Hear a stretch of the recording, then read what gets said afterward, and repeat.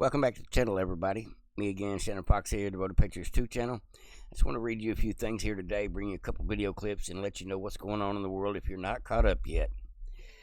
Trump says, I have instructed our Department of Commerce to immediately begin work on a new, highly accurate census, which happens every 10 years usually, based on a modern-day fact and figure, importantly using the results and information gained from the presidential election of 2024.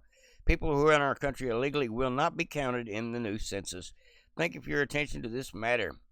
Now, I don't know if this is going to fly in the courts. It is going to have to go, it's going to be sued by the Democrats. They're going to try to cock block it with an injunction. It's going to be appealed. It's going to have to go to the Supreme Court. This may take a while to actually get resolution on, but I believe Trump is in the right here, considering the fact the Democrats literally rigged the census to benefit them for every kind of benefit you could imagine. And I'm sure Gavin Newsom and several others are much more enriched behind the fact that their states are full of immigrants. It's got to be something to it. Obviously, they're getting funding, pocketing funding, getting more benefits one way or another. It seems to be the game plan to not just steal elections with illegals, but to overpopulate the cities with illegals and homeless every chance you get. That's just the fact, folks. I don't know why it is that way. More than the overpopulation of the... I won't even say that. I'll leave that one alone. Leave that one alone, folks. But what is happening is Democrats have literally stolen about 20 or 30 seats along the way. Just like with this gerrymandering, every state that can be gerrymandered to the left has been gerrymandered to the left by the Democrats, because they hold majorities there and they skew the scale. Now that we have the opportunity to do it, they don't like it too much. So it is what it is, folks. They will have to get over it. I don't know what else to tell them. But at any rate, Stephen Miller says 20 to 30 seats wouldn't exist today if it wasn't for the illegal immigration. Let's go ahead and get into that. I like Stephen Miller. He's one of the faves. Very informed. Illinois, Chicago, New York, Massachusetts. Democrats have gerrymandered the vote beyond recognition to try to maintain their advantage in the House elections. On top of that, let's not forget, Democrats rigged the 2020 census by including illegal aliens. Remember, they sued Donald Trump. They sued the administration. They fought tooth and nail to include illegal aliens in the census. 20 to 30 of House Democrat seats wouldn't exist but for illegal aliens. Texas is taking just a small corrective step against this ocean of fraud, this ocean of abuse by the corrupt Democrat Party, Sean. Illinois, Chicago, New York, Massachusetts. Democrats have gerrymandered the vote beyond recognition to try to maintain their advantage in the House elections. On top of that, let's not forget, Democrats rigged the 2020 census by including illegal aliens. Remember, they sued Donald Trump. They sued the administration. They fought tooth and nail to include illegal aliens in the census. 20 to 30 of House Democrat seats wouldn't exist but for illegal aliens. Dang. Texas is taking just a small corrective step against this ocean of fraud, this ocean of abuse by the corrupt Democrat Party, Sean. You heard it right there from Stephen Miller directly. This is an ocean of abuse that has been going on since the beginning, and now that the Republicans are trying to do it, oh, it's a problem. But what it does actually is it brings light to the whole problem, like the fact that Massachusetts doesn't have a single red congressional district, not one county, not one district in Massachusetts is red. I know they got Republican voters there. They may not have the majority, but you can't tell me that they don't deserve one representative in that state. That is gerrymandering at its worst. Now, folks, I know y'all probably know who Jessica Tarlov is. She is one of the clowns on the Gutfeld show. She is one of the, I guess you would say, the Democrats that help do the contentiousness of having 3 or 4 Republicans on the panel, like Gutfeld and Tyrus and a few others. And they always have either Jessica or this other guy on there, and basically to be combative, to be a little argumentative, and get both sides of the story, which is good as well. But Jessica's usually just a little bit of an airhead and really gets put in her place and proven wrong more times than not. To me, she's kind of like a court jester clown or something. They're just waiting to get their next zinger at her by catching her in a lie or just throwing the truth at her like a hand grenade. And here's another prime example of Jessica being Jessica and another person on the panel just not having it. I love it. I love it. Here we go. First of all, the Democrat Party has been reduced to essentially a social media stunt at this point. That's the only way they can get any attention. It's not through legislation. It's not through ideas or policy. It's through stunts, whether it's getting arrested at a press conference or outside of an ICE facility or skipping work to go to Illinois. Also, the hypocrisy here for Democrats now to clutch their pearls when Republicans play the same way that they've been playing is really rich. Please spare me. Also incredibly hypocritical. Democrats had no problem for a 4-year span of time importing millions and millions of people into blue sanctuary states and cities to pad their numbers, to pad the census.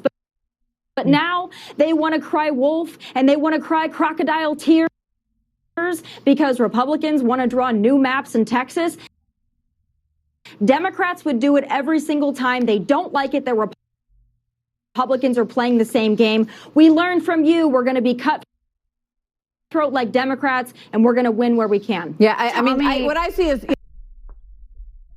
We're going to be cutthroats like Democrats. We're going to do just what they have taught us to do. Oh, in your face, Jessica. Yeah, Jessica was trying to say the Republicans were being unfair. He was dictator-like to allow states to control the gerrymandering. Now, this very first statement from Tulsi...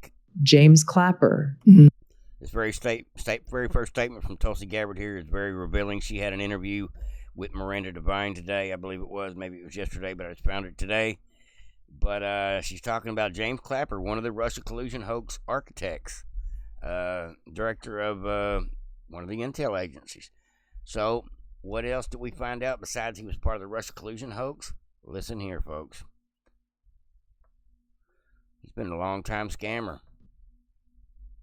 James Clapper was on the team that created, that manufactured intelligence assessment that led to the Iraq war, about the Iraq WMDs. He writes about it in his book, saying that he and his team of intelligence analysts created something that was not there. When you look at his actions then, and you look at his actions in 2016 as Obama's director of national intelligence, you see someone who has no problem whatsoever politicizing and manufacturing and weaponizing intelligence for a political outcome. I mean, that generation of intelligence leaders, whether it be Clapper or Mike Morell, who instigated the Dirty 51 letter saying that Hunter Biden's laptop was Russian disinformation, John Brennan, all of them are of the same ilk. They were all there at the beginning of the Iraq lie, and here they are. The Russia collusion lie, the Hunter Biden laptop lie. What will happen to them? Because I can't imagine, they got away with it with Iraq. If they get away with it with Russia, the Russia hoax, what's ever going to stop it? Accountability.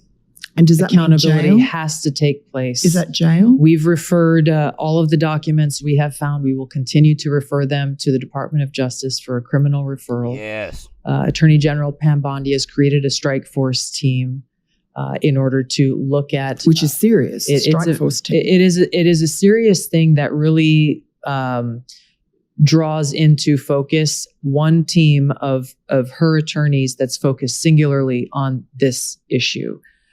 Which is critical. Accountability to those who are culpable for this, are responsible for this.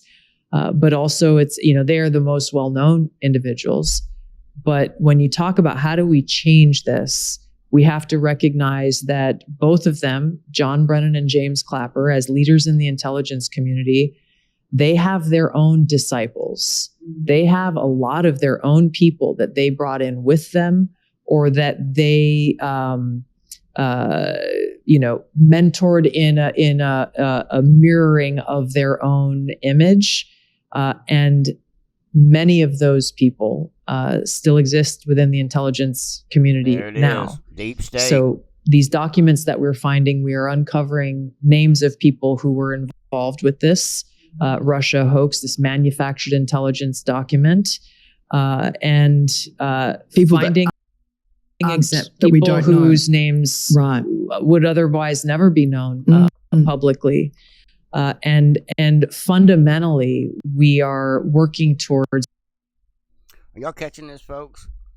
They're building cases on everybody that they find, one way or another, whether they got to fire them or prosecute them. But as they peel this blooming onion, that is one scandal after another, after another, after another, after another, after another, after another, from the Biden and Obama administration, all the way back to weapons of mass destruction in from Saddam Hussein and all. They probably got their bones to become directors of these intel agencies by being such good scammers and liars for their bosses while they were deputy directors and things of that nature. You know, they probably effed their way to the top, in a manner of speaking, meaning effing the American people over, or anybody that they thought needed their narrative changed. They obviously created a war behind the narrative, and he was part of that. Mr. Clapper was part of that. That's not astounding. It's not even surprising at this point. But like she said, all these same people hiding the lab, suppressing the laptop, going after Trump, creating the Russia hoax, creating wars. It's the same crowd, folks.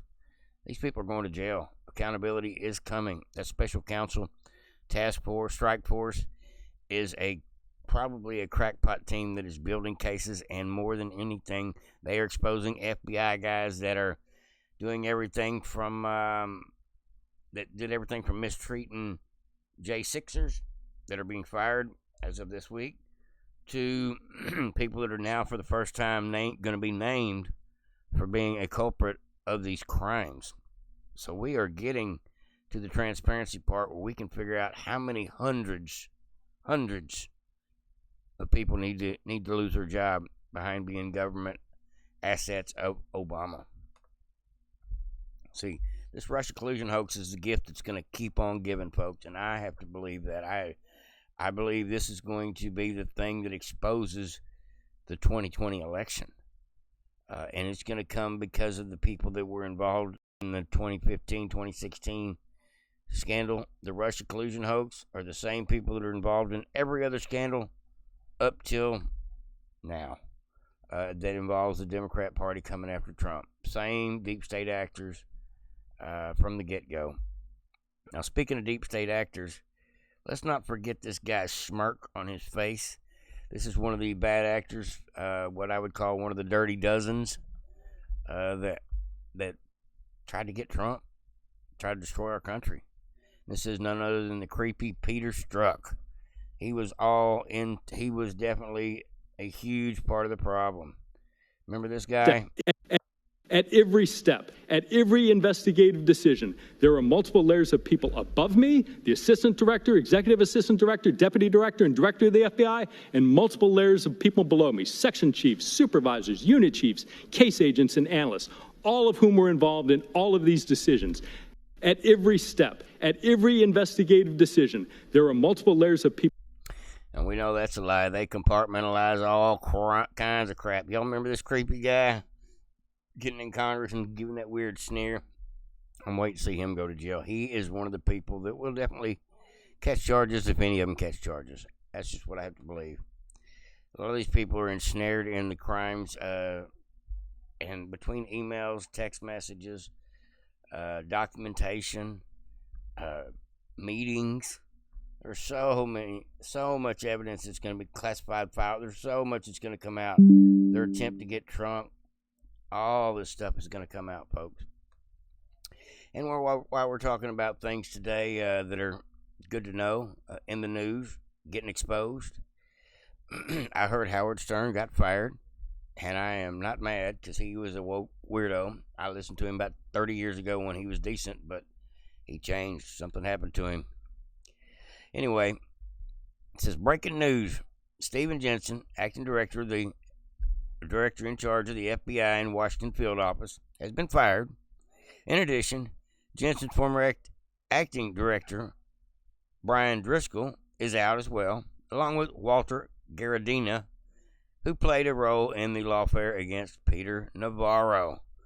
So these are some of the headhunters working for the Biden administration, otherwise known as the FBI, that are in process of leaving the building because they were there not as officers of, they were not there doing their job the proper way. It says Driscoll served as acting director of the FBI prior to confirmation of Kash Patel. Jensen played a key role in January 6th investigations.